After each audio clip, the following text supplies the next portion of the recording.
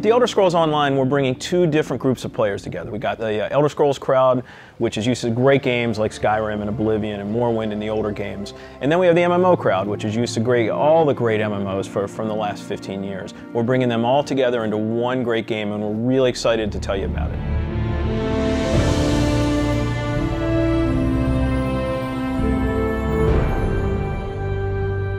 Elder Scrolls Online, everything you need to know about it is right in the name. It's Elder Scrolls, but it's online. And when the team set out, they wanted to create strategic real-time combat. We wanted to create a lot of world immersion. We wanted to create a landscape that was rewarded exploration. But all of that had to be brought together with really great social systems. So Elder Scrolls Online, it's set 1,000 years before Skyrim. And not only is it 1,000 years before Skyrim, but it draws on all the legends and everything that you've read about in the books that you find in Elder Scrolls games. So we've got 20 years of lore to draw upon. We made sure that Morrowind, Cyrodiil, and Skyrim feel like they do in Elder Scrolls 3, 4, and 5. The art style is right in line with those titles. Now you can explore all of Tamriel. You can return to places that you've seen before, and you can explore new places that you've never been.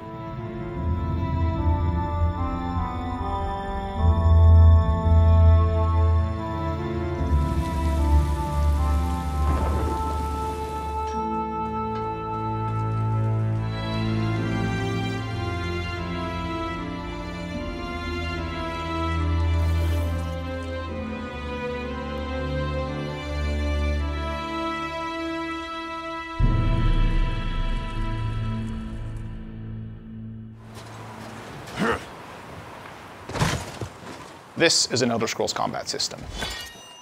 Moving your mouse will make you look around and aim your weapon. You can tap your left click to attack, hold it to power, hold your right click to block, and of course sprinting, crouching, and sneaking around play a role.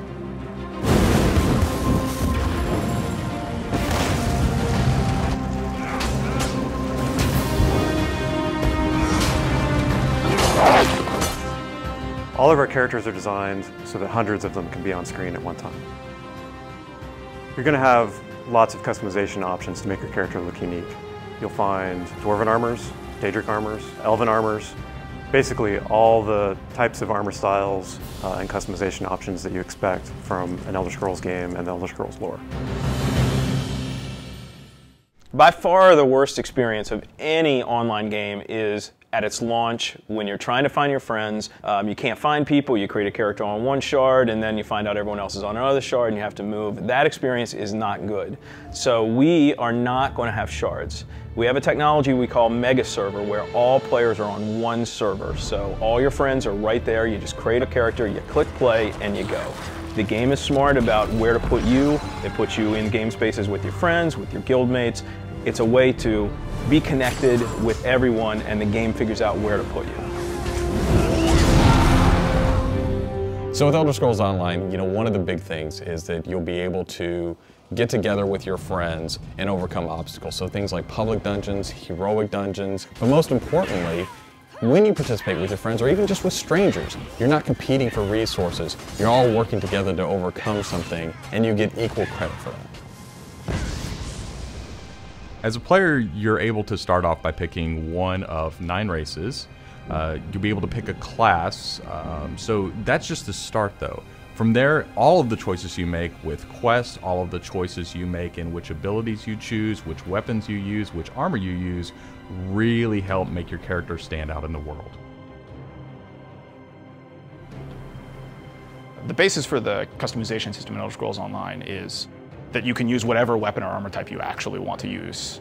You can play as a heavy armor character who's a tank with bow, or you can play as a mage who uses a two-handed weapon, or you can play as a sneaky guy who runs around healing people. The combination that you selected out of what armor type you use, what weapon type you use, and what class you use really creates a unique character experience for you. One of the things you're going to be able to do that's going to make you stand out is you have perks. For instance, perks allow you to become a werewolf or a vampire, or maybe even have special pets. But it's not just about that. There are other things like how you increase your stamina, how you increase your magicka, or how you increase your health that really take you from your initial class choice and it makes you stand out because you're saying, these are the things that are important to me. This is the way I want to play. This is the role I want to take in combat.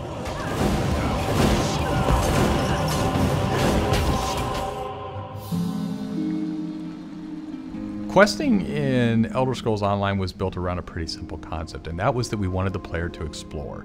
And we wanted, when the player explored, for them to be able to see something around a corner and say, oh, well, I was on this quest, but now I see something over there that's really interesting. And so they had this decision point of, you know, which thing do I do next? And that's really where we want the player to go. It's not what do I do next, it's which one of these things do I do next.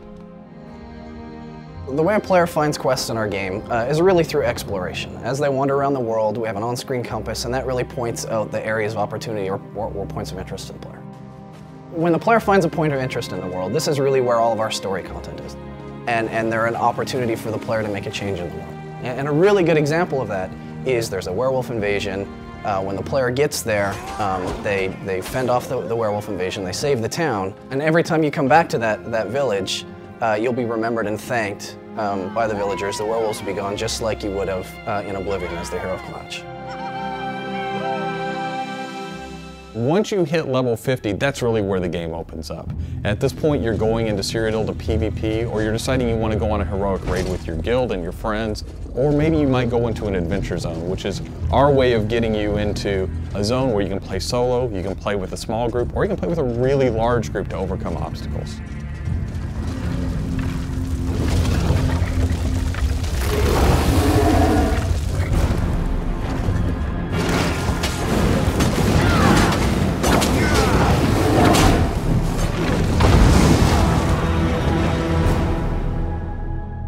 PvP in Elder Scrolls Online is focused around taking various structures in Cyrodiil.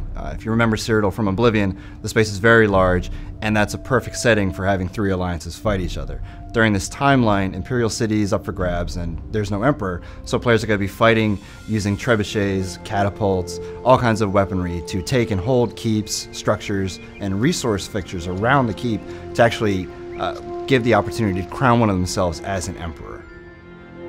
It's really important to us that, PvP isn't just a veteran game. It's got to be something that people can do from the very beginning, because you want to be comfortable in getting into this. So we make sure that everybody is on equal footing. So even at level 10, you can go into our PvP area and really have a great experience and a good time.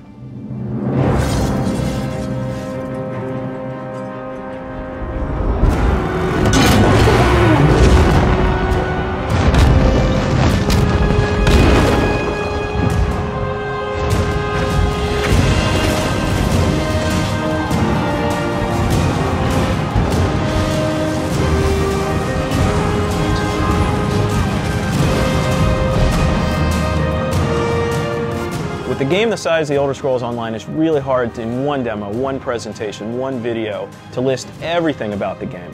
So what you've heard today are the basics. Over time, we're going to go into more depth in everything you've heard about today, and then all the other systems which we haven't talked about yet. All these elements are going to come together and make Elder Scrolls Online the next great online RPG.